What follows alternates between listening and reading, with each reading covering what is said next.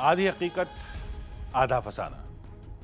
यूं तो हमने देश विदेश की तमाम पहेलियों को सुलझाया है, दूर दराज के इलाकों में जाकर कई रहस्यों को आपके सामने रखा है, लेकिन यकीन मानिए जो कहानी आज आपके सामने होगी वो अब तक की सबसे मुश्किल, सबसे खतरनाक, सबसे रोमांचक और सबसे हैरत अंगेज है। ये कहानी है देश के सबसे घने जंगल यानी सुंदरवन की, जहां सदियों से एक रहस्य कायम है। यह रहस्य है एक अनजान रोशनी का। रात के वक्त उस जंगल में नीले रंग की एक अजीब सी चमक दिखाई देती है, जैसी एक विशालकाय ज्योत जल रही हो। विज्ञान की भाषा में इस रोशनी को कई नाम दिए गए हैं, लेकिन लोग मानते हैं कि यह रोशनी देवलोक की है और सुंदरवन में हम उस ज्योत का पीछा करने निकल पड़े थे, इस बात से अनजान कि उस जंगल के हर कदम पर, जंगल की दलदली जमीन पर, जंगल के हर मोड़ पर जिंदगी हमारा इम्तिहान लेगी। इस खतरनाक जंगल में हमारी टीम 4 दिन तक भटकती रही और कुछ ऐसी घटनाएं घटी जिन्हें बयान नहीं। तो इस नदी के जो बिल्कुल छोटी छोटी धाराएं हैं उसमें अंदर हम घुस रहे हैं। हम अगर जरा भी हरकत में आ गए तो चीज़ें बहुत ज़्यादा मुश्किल हो सकती हैं हमारे लिए। देखिए, ये एक इतना खतरनाक जर्नी है ना जो शायद मुझे नहीं करनी चाहिए थी। हर कदम जो है वो आपका इतना अंदर धंस जा रहा है कि वहाँ से आगे जो है आपका बढ़ना इम्पॉसिबल है। कसम से अब चलना जो है it has become impossible for me. कैसे मैं कर रहा हूँ मुझे ही पता है। खींचो खींचो जाके जल्दी।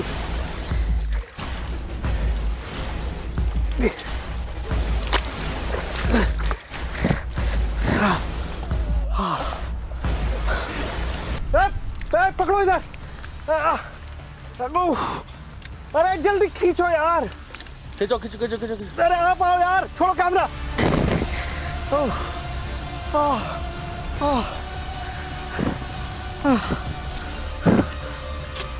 बी केयरफुल भाई, बहुत मुश्किल है। उठाओ भाई, खींचो इनको। इससे आगे नहीं जा सकता। ले ले ले ले खींच ले। रॉयल बंगाल टाइगर का इलाका है। भाग भाग भाग, बैठ जाओ बैठ जाओ बैठ जाओ बैठ जाओ, कुछ मत करो।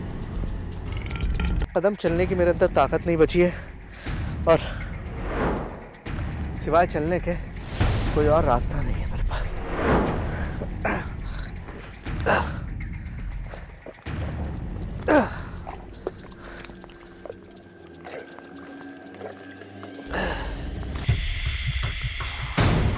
अजीब सी चीज दिखती है जंगल के अंदर में, जो ये बोलते कि ये क्या है। हमको वहां ले चलिए, प्लीज लेके चलिए, प्लीज लेके चलिए। भाई मैं कह रहा हूँ वो बब्बर शेर की मूंछ से खेलने वाली बात हो जाएगी अगर आप कहेंगे कि हमें उतरना है वहाँ पे। शुरू भाई वहां लाइट दिखी है। हाँ। देखिए देखिए देखिए देखिए। अरे यार लाइट तो बंद रखो, दिखेगी कैसे ऐसे। रोशनी से जुड़ा है धरती का एक ऐसा रहस्य जिसका सदियों से किसी के पास कोई जवाब नहीं है, और उसी दैवीय रोशनी को तलाशने हम भी निकल पड़े थे एक खतरनाक, बहुत खतरनाक सफर पर। देश का सबसे घना जंगल, इतना घना कि जंगल के बहुत से हिस्सों में आज तक इंसानी कदम नहीं पड़े हैं। कहां जमीन है, कहां दलदल है, कोई नहीं जानता। बस इतना पता है कि हर रात उस जंगल में एक रहस्यमय रोशनी दिखती है, एक ऐसी रोशनी जिसके स्रोत का कोई वैज्ञानिक, कोई जानकार आज तक पता नहीं लगा पाया। सुंदरवन में हमें भी वो रोशनी दिखाई दी। उसे देखकर रोंगटे खड़े हो गए। हम 4 दिन तक उस रोशनी की तलाश में घूमते रहे, रोशनी के स्रोत की पड़ताल करते रहे, और जब उस पड़ताल का नतीजा दिखाई दिया तो जैसे पैरों तले जमीन खिसक गई। तो चलिए शुरू करते हैं अब तक की सबसे बड़ी कहानी का सबसे मुश्किल सफर। कोई इसे दैवीय रोशनी कहता है तो कोई घोस्ट लाइट। खबरों की दुनिया में इसे एलिया लाइट के नाम से भी जाना जाता है। हकीकत क्या है कोई नहीं जानता। उस रहस्यमयी आसमानी रोशनी को लेकर लोगों के पास केवल खौफ की कहानियां हैं।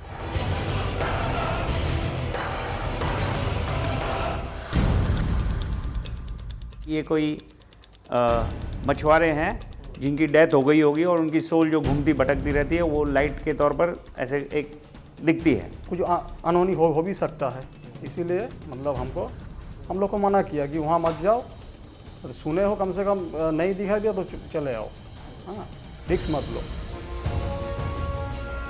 सुंदरवन के घने जंगलों में वो रोशनी क्यों चमकती है, कैसे चमकती है, चमकने के बाद कहां गायब हो जाती है?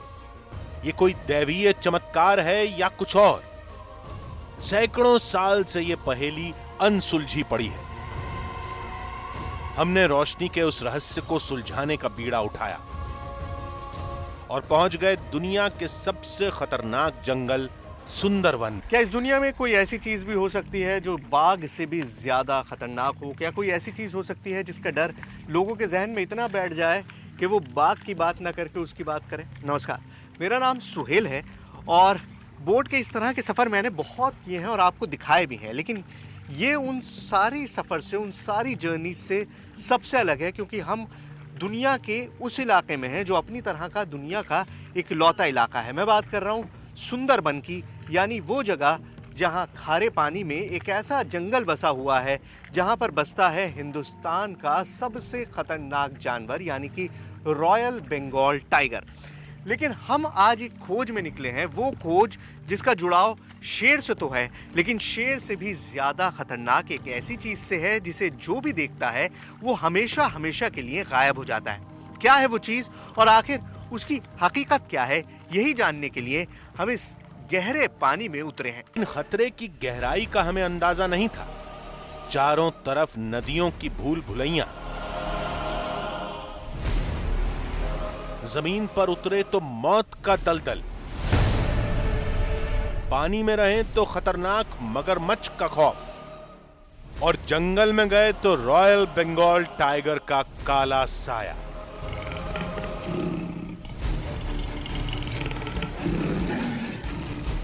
जिसके लिए हमने दिल्ली से 1500 किलोमीटर दूर कोलकाता के सुंदरवन तक का सफर तय किया। लेकिन हमारा असली सफर शुरू होता है कोलकाता से, जहां से सुंदरवन 100 किलोमीटर दूर था। दिव्य रोशनी की खोज में हमें सुंदरवन के आखिरी गांव में जाना था, जिसमें हमारा पहला पड़ाव था गोड़खाली टापू। इस दुनिया में शायद ही कोई दूसरी जगह हो जो सुंदरबन जैसी हो, और इसकी खासियत क्या है ये आपको मेरे पीछे लगे बोर्ड से पता चल रहा होगा। ये दुनिया की एक लौती ऐसी जगह है, एक लौता मैनग्रोव फॉरेस्ट है जहाँ पर बाघ मिलता है, यानी कि हमारे देश की शान रॉयल बंगाल टाइगर। खैर, हम टाइगर सफारी पे नहीं आए हैं, टाइगर देखने नहीं आए हैं। दिल्ली से कलकत्ता और कलकत्ता से अब 100 किलोमीटर दूर गोड़खाली के इस टापू में हम आए हैं एक दिव्य रोशनी की तलाश में। एक ऐसी रोशनी जो आसमान से उतरती है और सुंदरबन के जंगलों में कहीं समा जाती है, लोगों को दिखाई देती है। जो उसके पीछे जाता है वो वापस नहीं लौटता। इसमें कितनी कहानी है और इस रोशनी की हकीकत क्या है? क्या वाकई ये कोई दिव्य रोशनी है? क्या आसमान से आती है या फिर कुछ ऐसा है जो वहम बनकर अब कहानियों में समा गया है? यही जानने के लिए हम यहाँ आए हैं और यहाँ से हमारा सफ़र शुरू होगा। आइए। गोड़खाली में हमारे लिए कुछ नहीं था। थोड़ी देर आराम के बाद हम गोड़खाली से आगे बढ़े। सुंदरवन छोटे छोटे टापुओं का इलाका है, चारों तरफ पानी ही पानी। एक गांव से दूसरे गांव जाने के लिए नाव के अलावा दूसरा कोई साधन नहीं है। किनारे पर सुंदरवन का घना जंगल दिखाई दे रहा था। कहते हैं जंगल के दलदल वाले हिस्से में ही वो दैवीय रोशनी दिखती है। दावा है कि उस दिव्य रोशनी में एक अजीब सी कशिश है जो लोगों को अपनी तरफ खींचती है। कहते हैं उस रहस्यमयी रोशनी के पीछे जो जाता है वो लौट कर नहीं आता। 2 घंटे की यात्रा के बाद हम साजने खाली पहुंचे। गांव में पहुंचते ही हमें भीड़ नजर आई। वहाँ पर भीड़ दिखाई दे रही है लोगों की। अब जाहिर है इस वक्त दिन है, चारों तरफ रोशनी है, तो वो दिव्य लाइट जिसकी हम बात कर रहे हैं, उन आलिया लाइट्स की, तो वो तो यहाँ पर नहीं होगी। लेकिन वो भीड़ क्यों है ये मैं जानना चाह रहा हूँ। हो सकता है कोई नया क्लू मिल सके, हो सकता है हमको कोई नई बात पता चल सके। इतने सारे गाँव वाले एक साथ इकट्ठे हैं, तो वहाँ चलते हैं एंड ये कोशिश करते हैं जानने की कि आखिर लोग यहाँ पर क्यों जमा है। आइए। भीड़ एक खेल देखने के लिए जमा थी।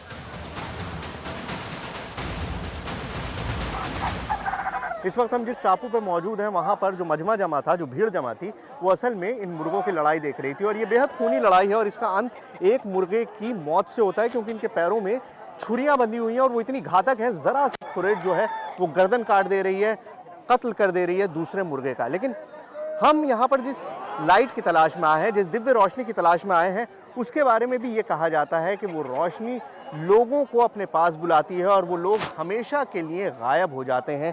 कुछ इस तरह से गायब हो जाते हैं कि वो दोबारा नहीं मिलते। यहाँ पर बहुत सारे ऐसे किस्से हैं। यहाँ जमा लोगों से मैंने बहुत सी बात की और उन लोगों ने यही बताया कि उस लाइट के पीछे जो भी गया है वो कभी वापस नहीं लौटा। तो हम भी उस दिव्य रोशनी की तलाश में चलेंगे।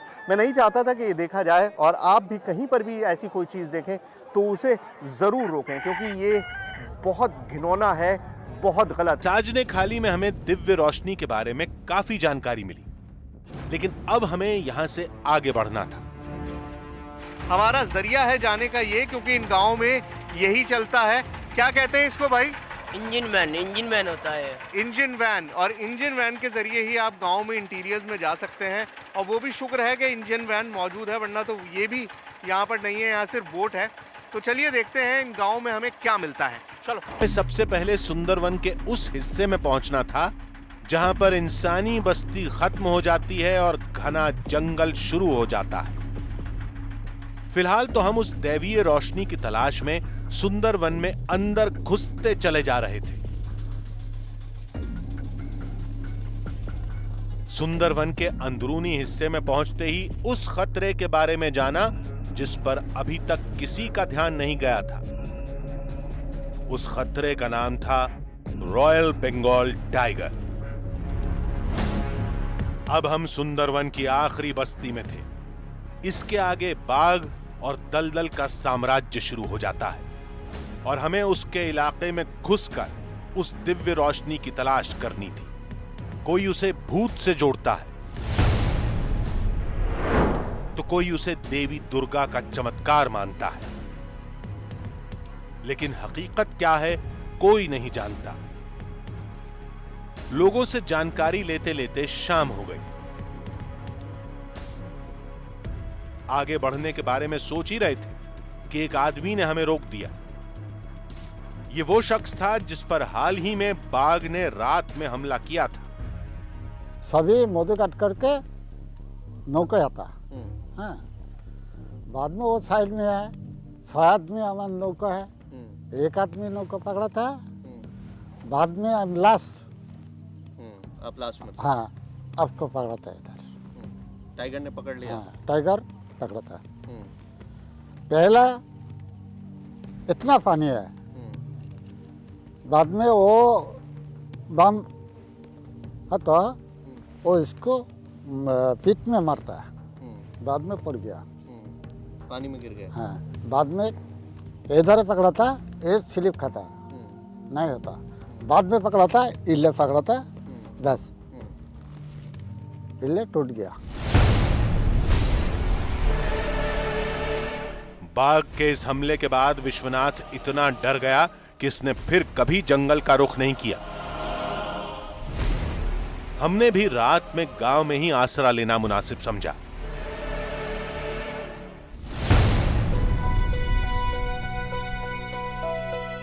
सुंदरवन के उस हिस्से में जाने का फैसला लिया जहां दिव्य रोशनी के देखे जाने का दावा किया जाता है।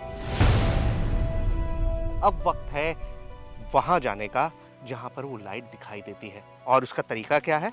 इस बोट के जरिए जाएंगे, यही इकलौता तरीका है। यहाँ पर कोई दूसरा रास्ता नहीं है सर, यहाँ पर सिर्फ एक ही रास्ता है। इन बोट में जाइए, दलदल में उतरिए। 3-4 जगह आइडेंटिफाई करके मुझे लोगों ने बताया कि वहाँ पर आपको ज़रूर कोई ना कोई ऐसे निशानात मिल जाएंगे। लाइट नहीं दिखेगी इस वक्त, रोशनी नहीं नज़र आएगी क्योंकि सूरज की रोशनी चमक रही है, लेकिन कुछ ऐसी जगहें जो लोगों ने आइडेंटिफाई की हैं, उन्हीं जगहों की तरफ चल रहे हैं और देखते हैं कि हमें आखिर वहाँ मिलता क्या है। क्या वाकई वहाँ पर कुछ ऐसा मिल सकता है जो इस रोशनी का कोई राज हमारे सामने खोल दे? आइए देखते हैं, चलो भाई। जो जगह हमें गांव वालों ने बताई थी उसकी तलाश में कई घंटे गुजर गए।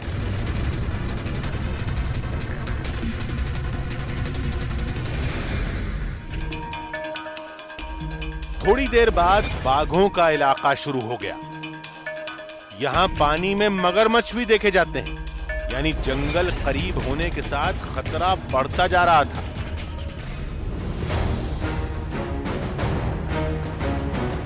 नाविक ने बताया कि हम अपनी मंजिल के बेहद करीब हैं।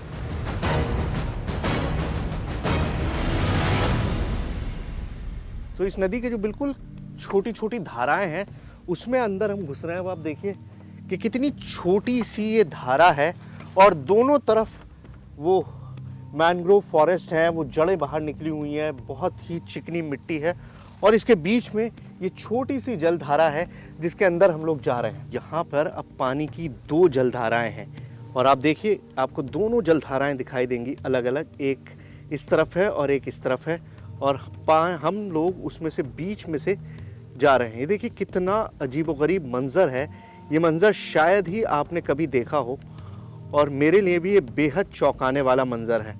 और आप मिट्टी का हालत देखिए, आप सिर्फ इस मिट्टी को देखिए कि कितनी सॉफ्ट है, मतलब आप उंगली रखिए और उंगली अंदर चली जा रही है। ये हालत है यहाँ पर इस मिट्टी की।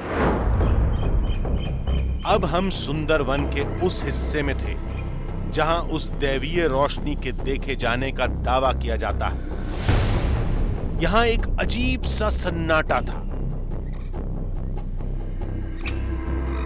इस वक्त हम इस धारा के उन 2 बैंक्स यानी उन 2 किनारों के बीच में हैं जहाँ पर सबसे ज़्यादा साइटिंग होती है बाघ की। और ये जंगल का वो एरिया है जहाँ पर कोई भी टूरिस्ट नहीं आता, अमूमन कोई भी आम आदमी इस तरफ नहीं आता। और हम यहाँ पर आए हैं सिर्फ़ और सिर्फ इन लोगों की मदद से, इन लोकल्स की मदद से।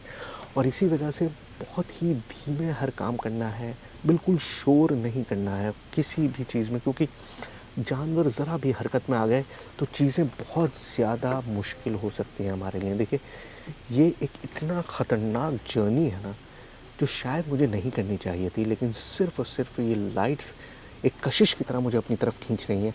और क्या ये वही कशिश है जिसके बारे में लोग बात करते हैं और गायब हो जाते हैं, पता नहीं। हर तरफ जंगल और दलदल था, लेकिन रहस्यमयी रोशनी की पड़ताल के लिए दलदल में उतरने के अलावा कोई चारा नहीं था।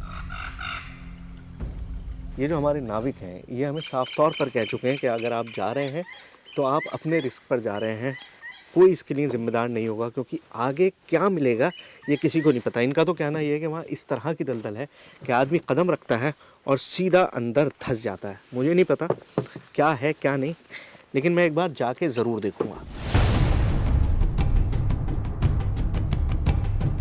नाविक ने आगे बढ़ने से पहले एक बार और चेतावनी दी, लेकिन पीछे हटना हमें मंजूर नहीं था।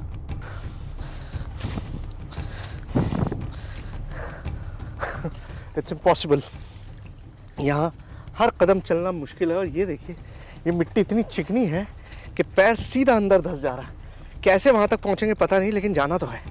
चलो जी। दलदल में चंद कदम चलते ही एहसास हो गया कि नाव वाला किस खतरे से आगाह कर रहा था। बिल्कुल ऐसा लगा जैसे अंदर ही चला जाऊंगा। किधर उधर? बाघ और मगरमच्छ के बाद दलदल सबसे बड़ा खतरा था, लेकिन हमें हर कीमत पर आगे बढ़ना था। ये मिट्टी इतनी चिकनी है कि एक बार आपका पाँव अंदर चला जाता है तो फिर बाहर नहीं आता। अब अगर सोचिए ऐसे हालात में जब आप चल भी नहीं पा रहे हैं, ऐसे हालात में अगर कोई बाघ आ जाए या कोई मगरमच्छ आ जाए तो आप कहाँ जाएंगे? कहीं नहीं सर, यहाँ से कहीं नहीं जा सकते। अब हम वहाँ फंस चुके हैं। चलिए आप आगे चलिए। अब हम वहाँ फंस चुके हैं जहाँ से हम चाहकर भी अपने आप को नहीं निकाल सकते। ये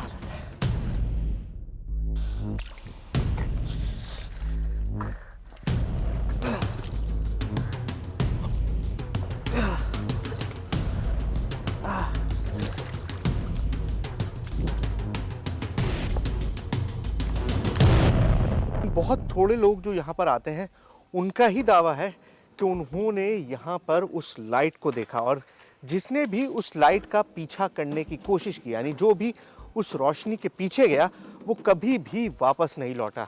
अब इसके पीछे बहुत सारे तर्क दिए जाते हैं कि भाई हो सकता है उनको बाघ ने खा लिया हो सकता है उनको मगरमच्छ ने खा लिया हो सकता है इसी तरह की किसी दलदल में वो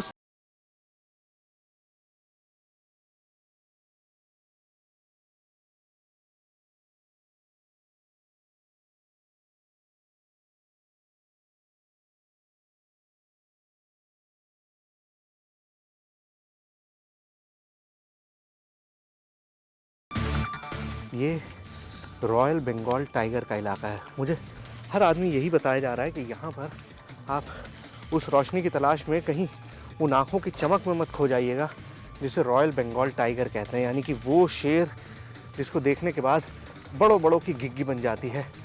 कोई भी उसके सामने आने के बाद अपने आप को पहचान नहीं पाता है।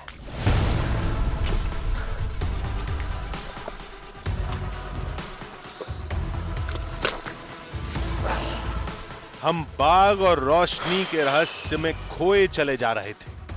अचानक तभी अरे यार, पकड़ो इधर। अरे जल्दी खींचो यार। अरे आप आओ यार, छोड़ो कैमरा। देख रहा हूं मैं पूरा अंदर जा रहा हूं, आप शूट करने में लगे हो यार।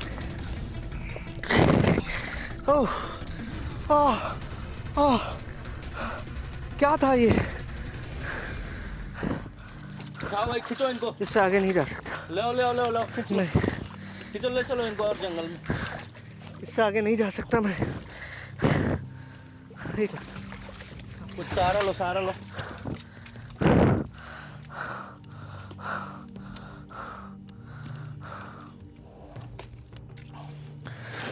पानी पियो।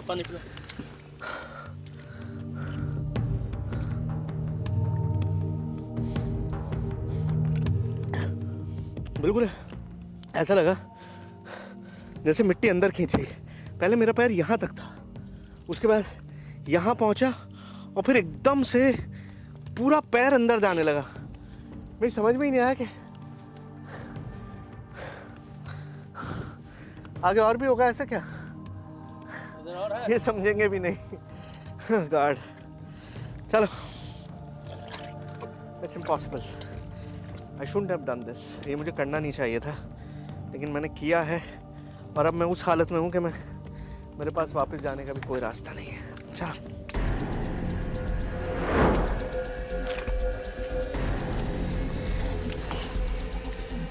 यहां दलदल हर वक्त निगलने के लिए तैयार बैठा रहता है। वो बस आपके एक गलत कदम का इंतजार करता है। कितना भी सजग रहें, ये दलदल बार बार गलती करने के लिए मजबूर करता है। Oh God. Oh God. Oh God. Oh. अरे यार चोट लग गई, अब नहीं चला जा रहा। ये अब शूट नहीं रह गया, ये अब उससे ज्यादा हो गया। मतलब अब मैं हार चुका हूँ सीरियसली। इतनी बुरी हालत मेरी जीवन में कभी नहीं हुई। मैं सुनता ही था कि यहाँ पर दलदल हर किसी को हरा देती है, और मैं वाकई आपको बताऊं, इस दलदल ने मेरी हिम्मत तोड़ दी है। इस वक्त एक कदम चलने की मेरे अंदर ताकत नहीं बची है, और सिवाय चलने के कोई और रास्ता नहीं है मेरे पास। कई घंटे बीत चुके थे, लेकिन उस रहस्यमयी रोशनी से जुड़ा एक भी निशान अभी तक नहीं मिला था। थकान से हालत बिगड़ती जा रही थी। शाम का वक्त हो रहा है, झुरमुट होने लगा है, बिल्कुल वो वक्त जब सूरज ढलने लगता है। और ऐसे वक्त में अब जंगल में नहीं रुकना चाहिए, क्योंकि अब तक तो आपको चारों तरफ दिखाई दे रहा था आपका पाँव कहाँ पड़ रहा है, और उसमें भी मैं एक बार मरते मरते बचा हूँ। यकीन कीजिए, मतलब इतनी करीब से मैंने मौत को महसूस शायद पहले कभी नहीं किया था। बहुत सारे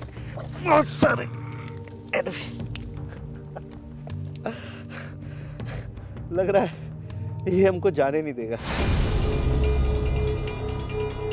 तभी एक आवाज ने हमारे रोंगटे खड़े कर दिए।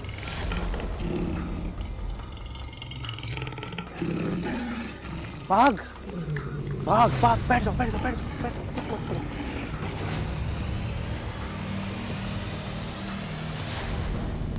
बैठो, उधर से निकलो।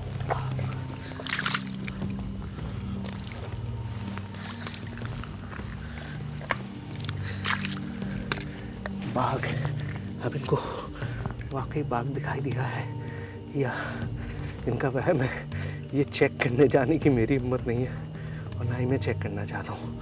जो भी है, हमें यहाँ से पीछे हटना पड़ेगा। चलिए।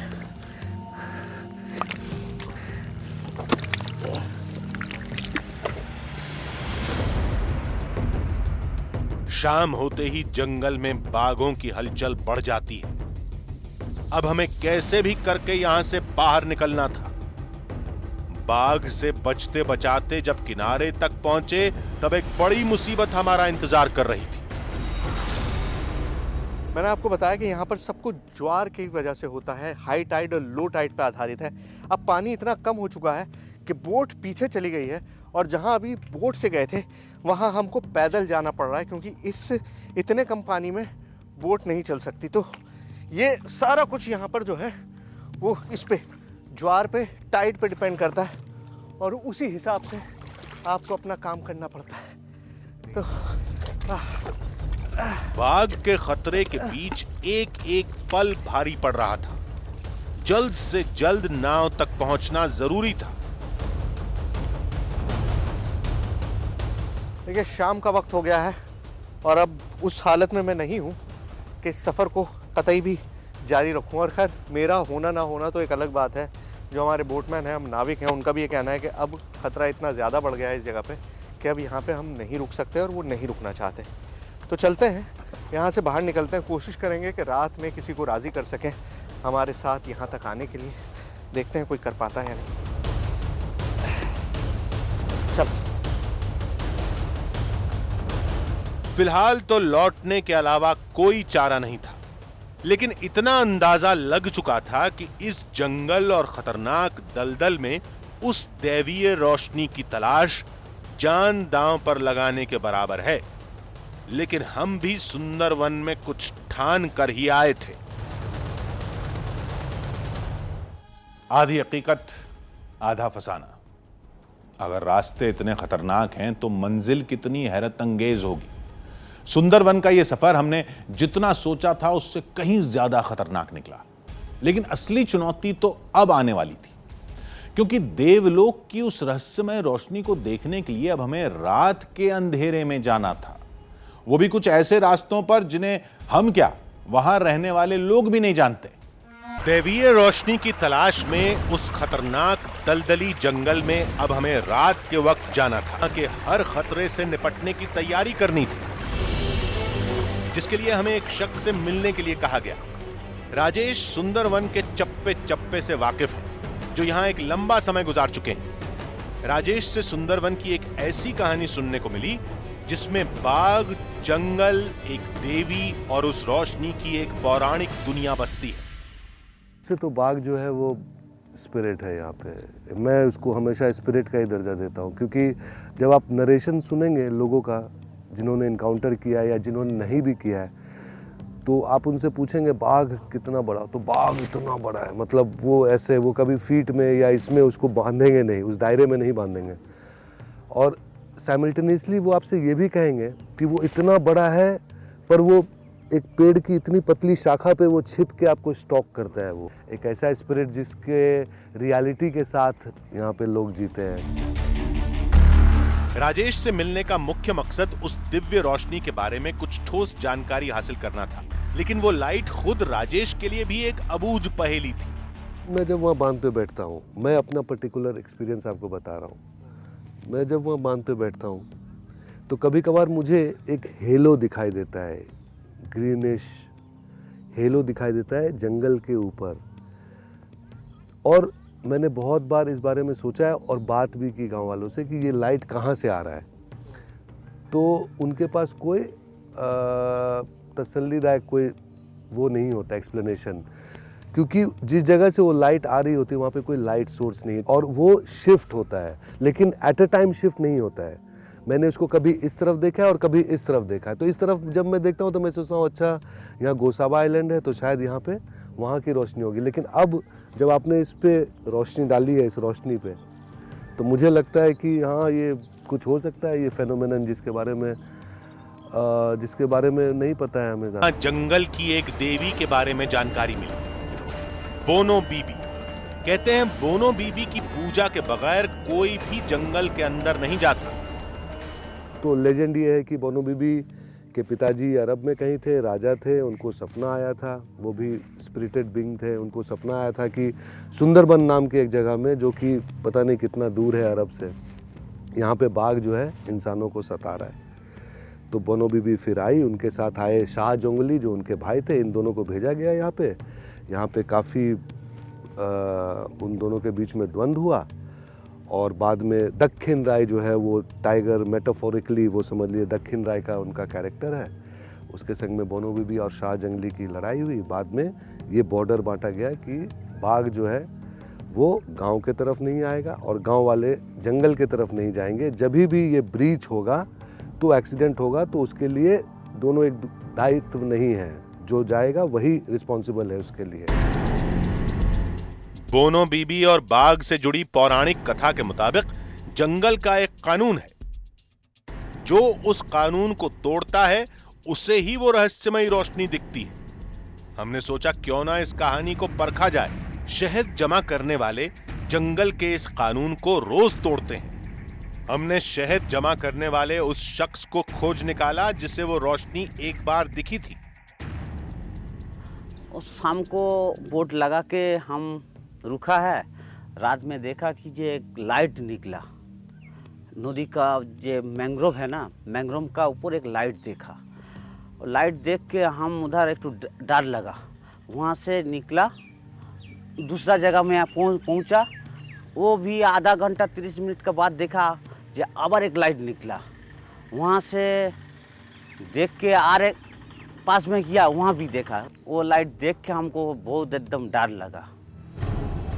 रात में हमें भी उस रोशनी की तलाश करनी थी। सोचा क्यों ना भोला के साथियों के साथ जंगल से शहद जमा करके हम भी जंगल का कानून तोड़ें। और इस काम की शुरुआत हुई बोनो बीबी की पूजा से। पौराणिक कथा के मुताबिक शहद जमा करना मतलब जंगल का कानून तोड़ना। इसके बाद ही रात में दिव्य रोशनी दिखने की मान्यता पूरे सुंदरवन में। हम भी उसी मान्यता को परखने जा रहे थे। यहाँ पर उतरना है, यहीं पे उतरना है।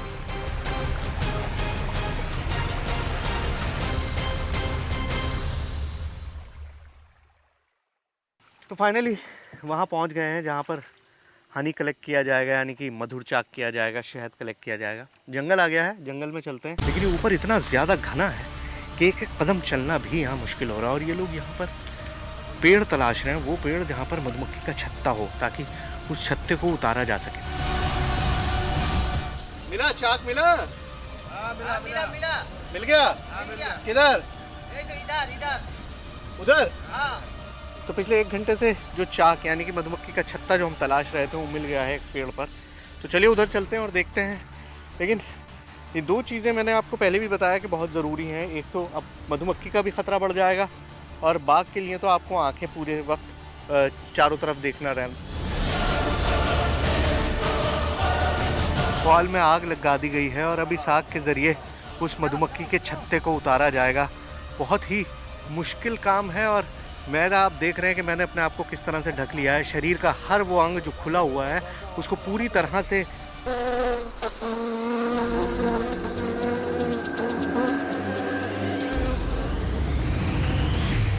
आप अगर देख पा रहे होंगे तो वो पीछे आपको मधुमक्खी का छत्ता दिखाई दे रहा होगा। अब वहाँ पर मधुमक्खियाँ नहीं है, सिर्फ छत्ता बचा है, यानी कि मधुमक्खियाँ वहाँ से हट गई हैं।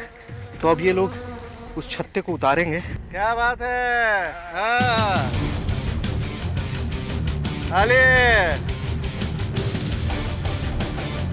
शहद जमा करके हमने जंगल का एक कानून तोड़ा था। अब बारी दूसरा कानून तोड़ने की थी। मछुआरे पानी में महीनों बिताते हैं और इस पानी में उन्हें जगह जगह वो रोशनी दिखाई देती है। मान्यता ये है कि क्योंकि आप मछली पकड़ने जाते हैं, क्योंकि आप जंगल का कानून तोड़ते हैं, तो उन खतरों का सामना आपको करना पड़ता है।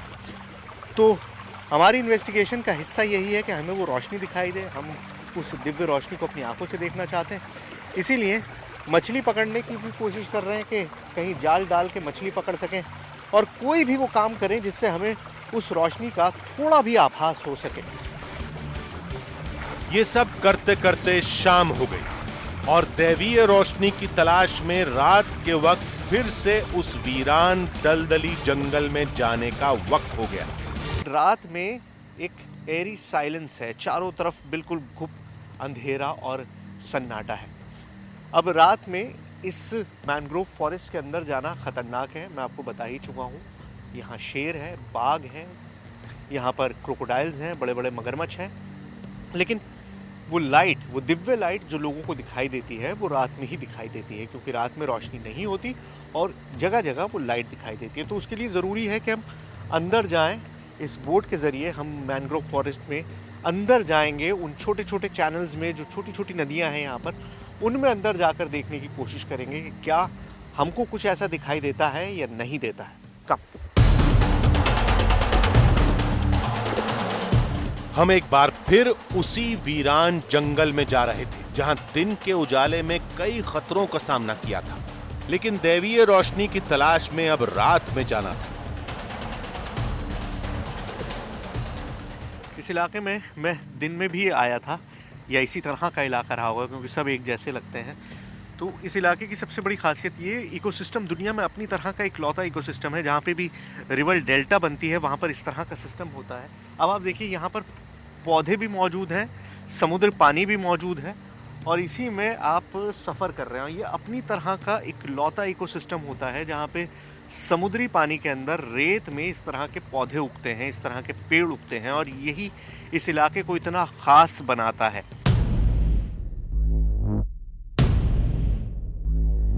सुंदरवन में रात के वक्त अकेले जाना जानलेवा साबित हो सकता है, लिहाजा दूसरे किनारे से हमारे एक साथी भी साथ हो लिए।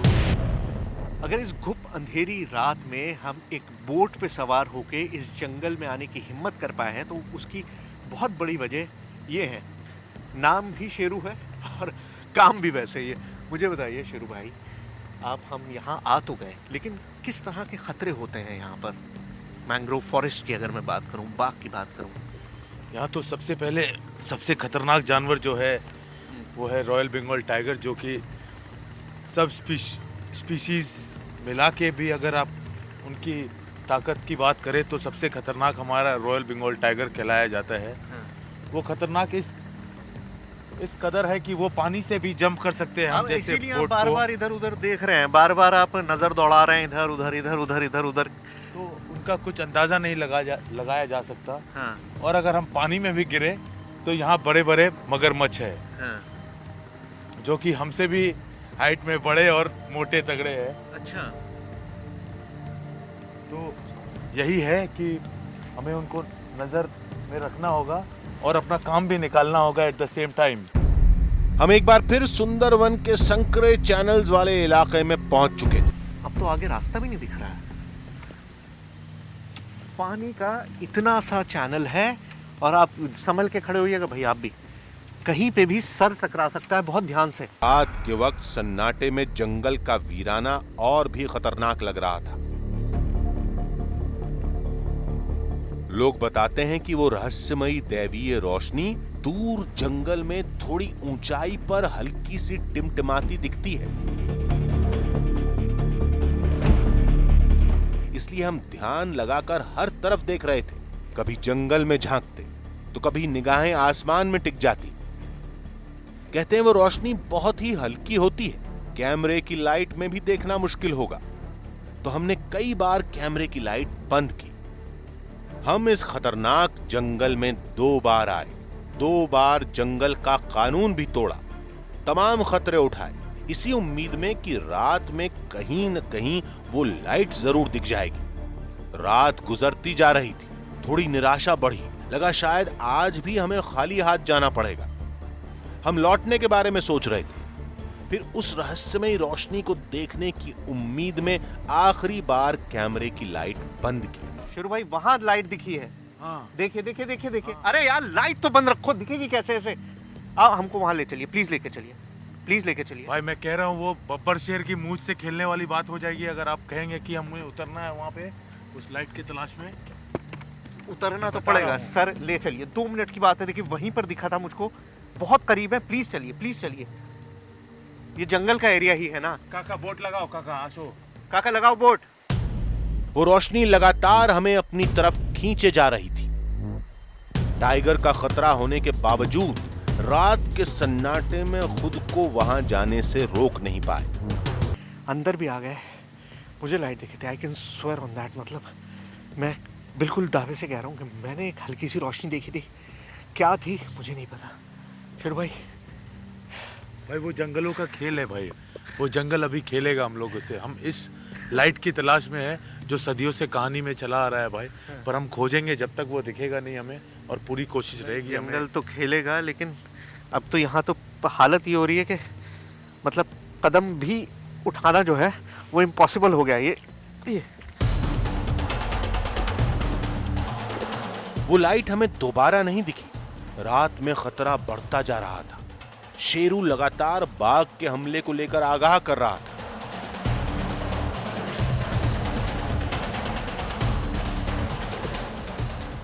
मुझे लगता नहीं कि अब बहुत सेफ है यहाँ से आगे जाना। मतलब रोशनी मैंने देखी थी, एंड बड़ी बात यह है कि अगर मैं आगे जाऊँ भी तो मैं करूँगा क्या।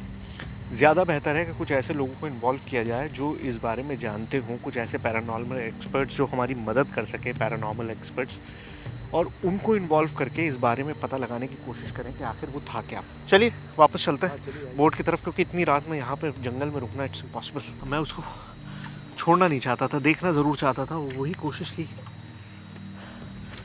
बट समहाउ ये भी अंदाज़ा है कि मैं अपने साथ साथ दूसरों की जान भी ख़तरे में डाल रहा हूँ। इस वजह से इसको यहीं छोड़ दिया है, लेकिन कल कुछ और लोगों के साथ इसको आगे जारी रखेंगे, और दुआ यही रहेगी कि जो आज दिखाई दिया वो कल भी दिखाई दे। की तलाश में हम 2 दिन से सुंदर वन में दर दर भटक रहे थे। वो चंद सेकंड के लिए हमारे सामने आई और पता नहीं कहां चली गई। शायद इसीलिए कोई उसे दैवीय रोशनी कहता है तो कोई घोस्ट लाइट। आखिर उस रोशनी का रहस्य क्या है, ये जानने के लिए अब हमें अपनी पैरानॉर्मल एक्सपर्ट्स की टीम का इंतजार था, जो अगली सुबह कोलकाता से सुंदरवन पहुंचने वाली थी। शायद वो लोग ही उस अजीब सी रोशनी का पता लगा पाए। आधी हकीकत आधा फसाना। जंगल में दिखने वाली वो रहस्यमय रोशनी, जिसे हजारों लोग देवलोक की ज्योत कहते हैं, वो अचानक हमारी आंखों के सामने आई और अचानक गायब भी हो गई। हम इतना समझ चुके थे कि इस रोशनी के रहस्य का पता लगाना अकेले हमारे बस की बात नहीं है।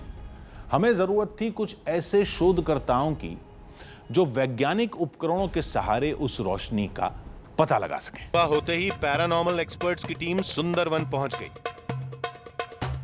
और हम उनके साथ जंगल की तरफ रवाना हुए। संजय और विक्रम इस तरह की पड़ताल में माहिर माने जाते हैं। ये अपने साथ कई मॉडर्न साइंटिफिक इंस्ट्रूमेंट्स लाए थे, जिनकी मदद से हम उस रहस्यमयी रोशनी की पड़ताल करने वाले थे। आज शायद सैकड़ों साल पुराना रहस्य सुलझने वाला था। थोड़ी देर में हम जंगल में वहां पहुंच गए जहां बीती रात हमें रहस्यमयी रोशनी दिखी थी। हमने वहीं से पड़ताल शुरू। तो अभी हम क्या करने वाले हैं यहाँ पर? जी सुहेल, मेरे पास एक डिवाइस है, स्कैनर है बोलते हैं इसको, और इसमें सैंपल्स लगे होते हैं। नीचे फ्रीक्वेंसीज पकड़ने के लिए इसमें सेंसर्स हैं।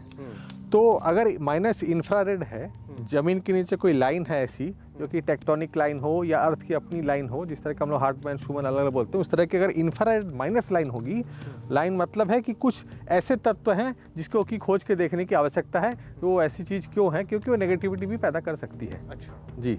तो अब इस स्कैनर को लेके मैं चलूँगा और मैं इसे जांचूंगा। जहाँ पे ये पूरी तरह ओपन होता है, यानी वहाँ पे इंडिकेशन है कि मतलब ये इस तरह से है, जब ये जी एकदम हाँ 180 डिग्री खुल जाए हाँ। तो वहाँ पे माइनस इंफ्रारेड है। सबसे पहले हमें यह पता करना था कि इस इलाके में नकारात्मक ऊर्जा है या नहीं। जहां भी नेगेटिव एनर्जी होगी वहां ये स्कैनर 180 डिग्री घूम जाएगा। कुछ देर बाद डिवाइस में हरकत होने लगी। यानी इसके नीचे कुछ ऐसे एलिमेंट्स, कुछ ऐसी चीज़ हो सकती है जो कि माइनस इंफ्रारेड लाइन भी हो सकती है, और जो है कुछ ऐसे तत्व या गड़ा हुआ या मे भी कुछ ऐसा हो जो कि नेगेटिविटी को दर्शा रहा है, माइनस इंफ्रारेड नेगेटिविटी को दर्शा रहा है। देखिए इसमें कोई भूत प्रेत नहीं है, ये सब साइंटिफिक चीज़ है। जी। मतलब जो इस मशीन की इस वक्त आप दशा देख रहे हैं, मतलब 180 पे जो खुल गया है, उसका मतलब यह है कि यहाँ पर कुछ मौजूद जी। यानी इस जगह पर नकारात्मक ऊर्जा है, लेकिन इसका उस रोशनी से क्या नाता था? यहाँ पर कुछ गड़ा हो सकता है वो तो समझ में आ गया, लेकिन जी। उसका हमारी लाइट से, उस रोशनी से क्या ताल्लुक हो सकता है? रोशनी से ये हो सकता है, अगर ऐसी लाइंस है, जैसे कि हम लाइंस बोलते हैं, जैसे कि जियोपैथिक स्ट्रेस है, माइनस IR है, ये होने से आपके कभी कभी दिमाग में भी कंफ्यूजन पैदा कर सकता है उस जगह स्पॉट पे आने पे। और दूसरी बात ये है कि वहाँ पे कुछ ऐसे लोकल फेनोमेना भी तैयार हो सकते हैं जो कि उस तरह की सिचुएशन माने उस लाइट की तरफ इंगित करते हो। तो ये दो बहुत महत्वपूर्ण चीज़ें संजय ने बताई हैं। पहली ये कि आपके माइंड को डाइवर्ट कर सकता है, और जो कुछ आपने अभी तक देखा होगा, जो गांव वालों की बातें सुनी होंगी, उसमें ये बात ज़रूर जाहिर हो रही थी कि कहीं ना कहीं डाइवर्जन ज़रूर है। जब वो अंदर जाते हैं तो बौखला जाते हैं, इधर उधर भटक जाते हैं, रास्ता नहीं, भ्रमित हो जाते हैं। और दूसरी उन्होंने कही कि उसकी वजह से कोई ना कोई लोकल फिनोमेनन पैदा हो सकता है, और वो लोकल फिनोमेनन यहाँ पर मौजूद है जिसकी हम बात करते आए हैं। तो इसको हम मतलब साइंटिफिकली कह सकते हैं कि हाँ, यहाँ पर उस तरह की चीज़ हो सकती है। हमें दिखाई नहीं दी है, लेकिन हो सकती है। अभी टेस्ट और भी हैं, और भी चीज़ें करके देखते हैं कि क्या मिल सकता है। आइए। अब इस जंगल की पहेली कुछ कुछ सुलझती नजर आ रही थी, लेकिन गांव वाले इस जगह को भूत प्रेत से जोड़कर देखते हैं। अब इस बात की पड़ताल करनी थी। ये मेल मीटर है और इसका काम है कि ये अपना खुद का एक इलेक्ट्रोमैग्नेटिक फील्ड बनाता है। ठीक है। उस इलेक्ट्रोमैग्नेटिक फील्ड में अगर कोई भी दूसरी एनर्जी अगर आके टकराए या इंटरफेयर करे, तो ये हमें विजुअल, जो कि यहाँ पे 4 लाइट्स हैं, अगर आप देख सकते हैं यहाँ पे 4 लाइट्स हैं, और साउंड के जरिए हमें बताता है। अच्छा, ये 4 लाइट्स ये जलती हैं, ये देखिए ये 4 लाइट्स हैं, और ये साउंड आने लगेगा।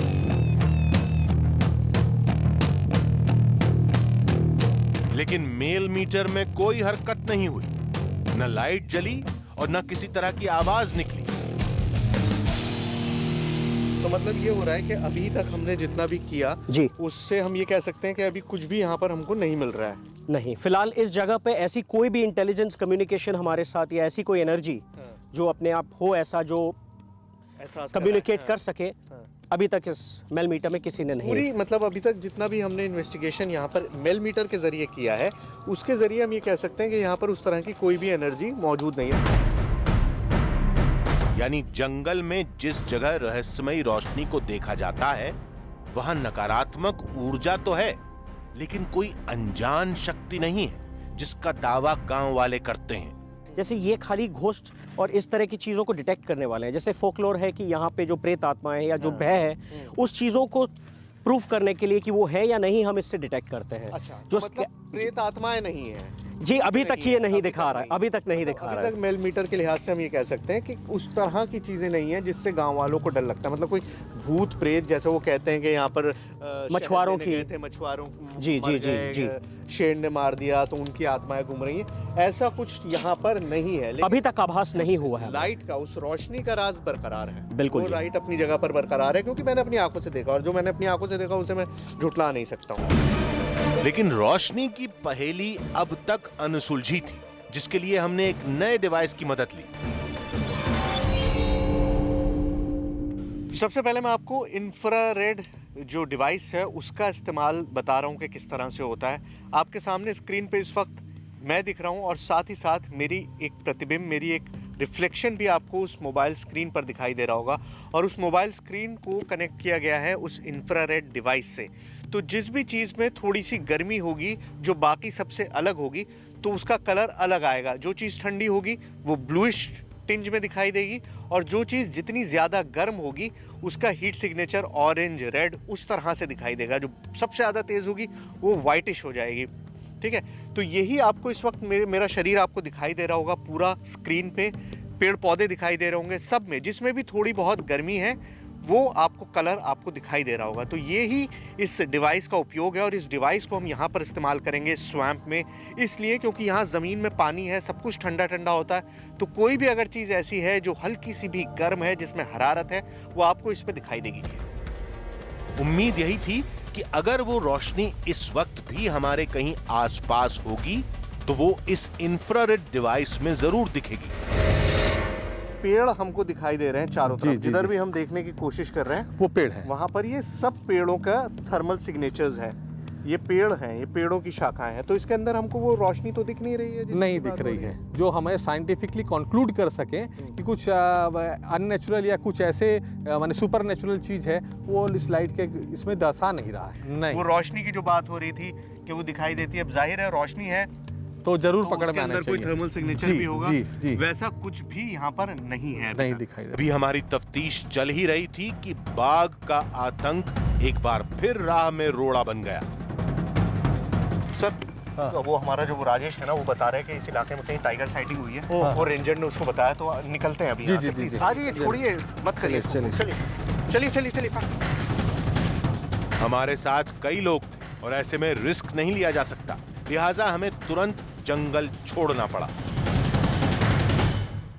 कुछ मिस्ट्रीज, कुछ रहस्य जो होते हैं वो आपस में इतने उलझे हुए, इतने गुथे हुए होते हैं कि जब आप एक को सुलझाने चाहते हैं तो दूसरा उलझ जाता है। वैसा ही कुछ हो रहा है। मतलब हम यहाँ कोशिश कर रहे थे, उस जगह पर थे, उस स्पॉट पे थे जहाँ पर उस लाइट को देखने की बात होती रही है, और वहाँ पर इन्वेस्टिगेशन अच्छी खासी चल रही थी कि तभी बाघ का डर जो है वो सामने आ गया। अब जाहिर है रोशनी का रिस्क लेने के लिए तो ये दोनों पैरानॉर्मल एक्सपर्ट हमारे साथ हैं, लेकिन कोई भी वाइल्ड लाइफ एक्सपर्ट नहीं है, तो बाघ का रिस्क हम नहीं ले सकते। वैसे भी अंधेरा हो रहा है, बिल्कुल आप देख रहे होंगे झुरमुट वाला समय हो चुका है, तो ऐसे में वापस जाने में भलाई है। लेकिन मैं एक बार फिर आपसे ये कह रहा हूँ कि एक कोशिश और करूँगा मैं, अगर सब कुछ ठीक रहा, आई एम नॉट श्योर, लेकिन एक कोशिश मैं और करूँगा। एक बार रात में भी उस स्पॉट पे जाने की दोबारा कोशिश करेंगे, देखते हैं कामयाब होते हैं या नहीं। दिन की पड़ताल अधूरी रह गई थी, जिसे पूरा करने के लिए फिर से रात में आना था। फिर जंगल के लिए रवाना हुए। अंधेरे में वहां जाने के दो मकसद थे। पहला, दिन की अधूरी पड़ताल पूरी करनी थी। दूसरा, रात में उस रोशनी के दिखने के चांस बढ़ जाते हैं। गांव के कुछ लोग भी हमारे साथ थे। अगर वो रोशनी एक बार और दिख जाती तो किसी नतीजे पर पहुंचना आसान हो जाता। रात में पड़ताल करनी थी, लिहाजा हम अपने साथ नाइट विजन वाले इक्विपमेंट्स लेकर आए थे। पहले थर्मल इमेजिंग से इंफ्रारेड रेडिएशन पकड़ेंगे, ठीक है, ये क्या क्या लेटेंट हीट ऑब्जर्व हो रही है कि नहीं हो रही है, ठीक है, या उसका अपने इलेक्ट्रॉनिक डिवाइस में क्या आ रहा है रीडिंग, ठीक है। और अगर थोड़ा सा भी फ्लिकर है, इवन इफ मतलब ये 1 सेंटीमीटर है उससे कम भी हो, तो भी हमारे कैमरे में कैप्चर हो। ठीक है, तो सबसे पहले थर्मल इमेजिंग से ही शुरू करेंगे, और उसके लिए मैं वही करूंगा कि मैं अपना कैमरा बंद कर देता हूँ, लाइट बंद कर देते हैं, कैमरा रोल रखेंगे और आप अपना इन्वेस्टिगेशन उसमें करिए, ठीक है। चलिए, ये देखिए अब लाइट पूरी तरह से बंद हो गई है। सिर्फ इस कैमरे की, इस डिवाइस की लाइट में आपको एक एक चीज़ दिखाई दे रही है। अब ये पौधों का पूरा फॉर्मेशन दिखाई दे रहा है, जहाँ जहाँ पत्ती है, वो पीछे नदी का पानी दिखाई दे रहा है कि आपको पानी का कलर डिफरेंट है। कुछ भी अभी तक ऐसा नहीं दिखा है जो सरप्राइजिंग हो या जिससे हम कुछ हिसाब लगा सकें कि कहाँ पर क्या है। जी जी जी। थर्मल इमेजिंग डिवाइस में किसी तरह की रोशनी या उससे जुड़ी गर्मी नहीं दिखाई दी। दिन की पड़ताल की तरह ही सब सामान्य दिखा। फिर हमने इलेक्ट्रोमैग्नेटिक रीडर को काम पर लगाया। जी, ये है इलेक्ट्रोमैग्नेटिक मीटर, और इलेक्ट्रोमैग्नेटिक फील्ड है। अगर उसमें कुछ भी चेंजेस होते हैं एनर्जी फील्ड में, तो इसका जो मीटर है ये रिकॉर्ड करता है। तो इससे फायदा क्या होगा? इससे फ़ायदा ये है कि जैसे मैंने आपको बताया कि अगर कोई भी एनर्जी है जो हम सेंस नहीं कर पाते हैं, वो इलेक्ट्रोमैग्नेटिक फॉर्मेट में है, जिसको फॉरेन एनर्जी भी बोलते हैं। तो ये उसको मापता है कि कहीं पे भी अगर ज़्यादा फ्लक्चुएशंस हो रहे हैं एक परमिसिबल लिमिट के बाहर, जो एक्सेप्टेबल रेंज के बाहर है, which means there is some activity which we should be aware of, जिसके तरफ हमारा ध्यान जाना चाहिए। ठीक है, तो एक्टिविटी जिसकी तरफ ध्यान जाना चाहिए, जो हमको नज़र नहीं आ रहा है, उसको हम कैप्चर करने की कोशिश करेंगे। चलिए सर, करिए।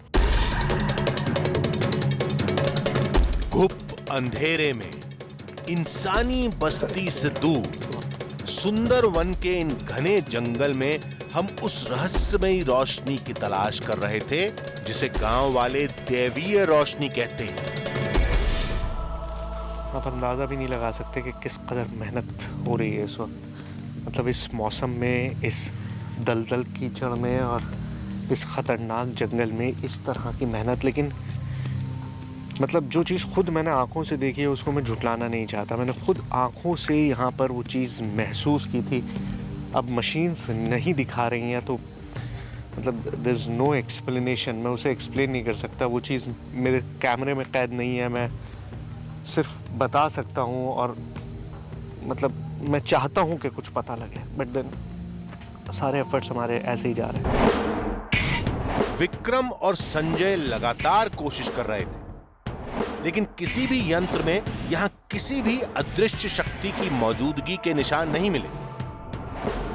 जो इन्वेस्टिगेशन चल रही है उसमें अब तक कुछ भी नहीं निकला है और मतलब अब यहाँ पर जो भी सेकंड बीतेगा वो मेरी जिम्मेदारी होगी। मेरी टीम की जान खतरे में पड़ सकती है, हर किसी की जान यहाँ पर खतरे में पड़ सकती है और ऐसा मैं चाह नहीं रहा हूँ। मैं समझ नहीं पा रहा हूँ, मतलब मेरे दिमाग में द्वंद चल रहा है कि मैं करूँ क्या मैं इस इन्वेस्टिगेशन को यहीं अधूरा छोड़ दूँ, वो भी उस जगह पे जहाँ मैंने खुद वो चीज़ महसूस की। 3 घंटे कोशिश करने के बाद भी कुछ हाथ नहीं लगा। फिर एक्सपर्ट्स की टीम ने भी हाथ खड़े कर दिए।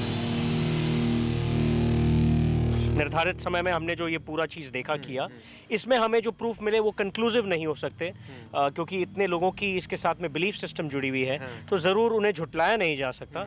मगर हमारे मशीन्स ने क्योंकि अभी हमें कुछ नहीं कहा, तो हमें यही मान के चलना पड़ेगा कि इस समय ये मशीन्स शायद इनफ नहीं है ये नेचर को कैप्चर करने। वैसे भी कहा जाता है रहस्यमय लाइट है, आप इसके पीछे जाएं ये पीछे जाएगी, आप खुद जाएं पीछे तो आपके पीछे आएगी। ये लुका छिपी का बहुत अद्भुत खेल है जो कि प्रकृति हमारे संग खेल रही है और अभी साइंस के दायरे में बढ़ते हुए भी जो टेक्नोलॉजी एडवांसमेंट है उसको देखते हुए भी अभी हम लोग शायद उतने सक्षम नहीं हैं कि इन चीज़ों को अच्छे से आपको प्रदर्शित कर सकें और दिखा सकें और बता सकें। मना करने के बावजूद हमने कोशिश जारी रखी, लेकिन बाघ के खतरे से साथ में आए गांव वालों की घबराहट बढ़ती जा रही थी। क्या कह रहे हैं? वो बोल रहा कि तातड़ी चलिए, नाले वो बोट छोड़ के चले जाएगा। मतलब जल्दी चलिए। जल्दी चल रहे हैं। अब हमारे सामने और कोई चारा नहीं था। अफसोस इस बात का था कि हम किसी नतीजे तक नहीं पहुंच पाए थे। तो नेचर से कभी भी आप स्ट्रांग नहीं हो सकते, कभी भी आप नेचर से टकरा नहीं सकते और शायद सुंदरबन ने यही साबित कर दिया है। हमें वो रोशनी दिखा के भी खाली हाथ लौटना पड़ रहा है और जैसा किसी ने मुझसे कहा था इस जंगल में आते ही कि ये जंगल सबको हरा देता है। हर कोशिश के बावजूद मैं हार चुका हूँ। जंगल के ऊपर आसमान में हमें जो रोशनी दिखी थी वो कहां से निकली थी, फिर कहां गायब हो गई, इसका पता नहीं लगा पाए। अपने अनसुलझे सवालों के साथ हमने दिल्ली में कई जानकारों से बात की, जिनके पास हमारे सवालों के कुछ वैज्ञानिक जवाब थे। जो भी वाटर लॉक्ड एरिया होता है उसमें एक्युमुलेशन होता है मीथेन का, जितना भी ये है या पैडी फील्ड है, सबसे ज़्यादा इसीलिए कहते हैं पैडी फील्ड रिलीज करता है बिल्कुल मीथेन। तो लंबे वक्त तक वाटर स्टेगनेशन के बाद मीथेन का एक्युमुलेशन होता है जो फिर रिलीज होता है और वो one of the major greenhouse gases है। वो इन्वायरमेंट के लिए भी नुकसान पहुंचाता है, ग्लोबल वार्मिंग में सपोर्ट करता है। तो मार्शी एरिया मीथेन प्रोड्यूस करता है, ये फैक्ट है, राइट।